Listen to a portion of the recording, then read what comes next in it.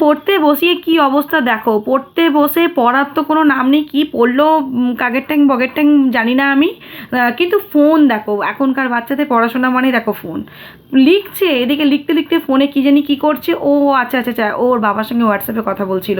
তো ঠিক আছে বাবা, আগে পড়াশোনাটা করে নি, তারপর না কথা বলা যাবে। না, উনি লিখবেন কথা বলবেন, দুটোই একসঙ্গে ওনার চলবে। তো আমার তো পুরো একদম মাথা খারাপ হয়ে যাচ্ছে, আমি তো কী করবো বুঝতে পারছি, চারিদিকে বই লণ্ডভণ্ড হয়ে চারিদিকে ছড়িয়ে আছে, মাথাটা পুরো না আমার বনবন করে ঘুরছে যাকে বলে। আমি বলছি কি আগে বইগুলো গুছিয়ে নে, ঠিক আছে পরে পড়বি। না তা না, আগে ফোনে কথা বলবো তারপরে বই গোছাবো। তো আমার তো দেখেই কেমন হচ্ছিলো, চারিদিকে ওর চারিদিকে বই ভর্তি, তোমরা তো দেখতেই পেলে কী অবস্থা। তো কার কার বাচ্চারা এইভাবে পড়াশোনা করে প্লিজ আমাকে তোমরা কমেন্ট করে জানিও, অবশ্যই জানিও।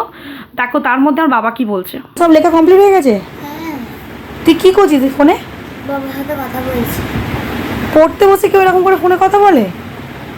হ্যাঁ, তো বইগুলো গোছা, এই চারিদিকে বইপত্র ছড়িয়ে রেখে কী করছিস তুই এগুলো? ফোনটা রাখ, হবে না পড়াশোনা, হবে না, হবে না পড়াশোনা, হবে না। ও তুমি আমাকে বলেছিলে আমার পড়াশোনা হবে না?